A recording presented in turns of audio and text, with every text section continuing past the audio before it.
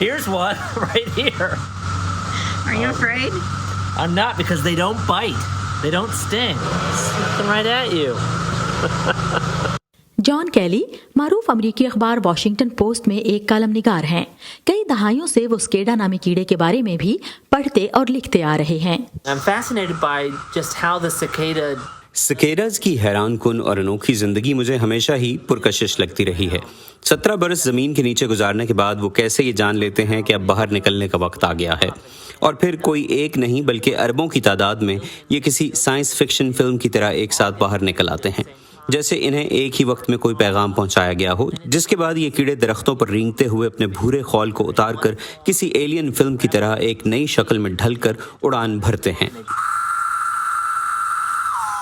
America की मशरकी रियासतों में 17 बरस जमीन के अंदर रहने के बाद अरबों की तादाद में ये इन दिनों नमूदार हो चुके हैं। नर स्केडास की आवाज जोरदार मगर कानों पर गिरा गुजरने वाली होती है। ये आवाज 100 डेसिबल तक पहुंच सकती है, जैसे आरी की या घास काटने वाली मशीन की आवाज होती है। जॉन कैली को वॉशिंगटन के रहने वालों की स्केडास में दिलचस्पी का इतना यकीन है कि उन्होंने अपने क़ारीन को इनके बारे में नज़्में लिखने का चैलेंज दिया है। These poems just keep coming, just like the cicadas. They're endless. Like, here's a nice one. My purpose in life was to mate me. I sang for a female to date me. My song made the neighborhood hate me. And then came a squirrel and ate me.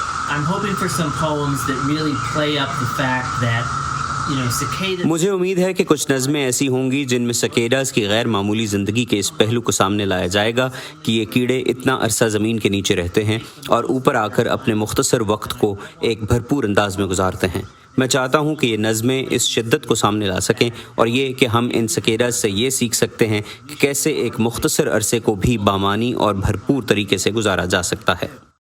John कैली को इस मुकाबले के लिए अब तक सैकड़ों नज़में मौसूल हो चुकी हैं।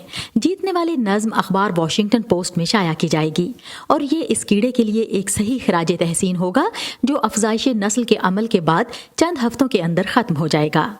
लॉरेल बॉमैन के साथ Sadia ज़ेब Ranjha, voice of America.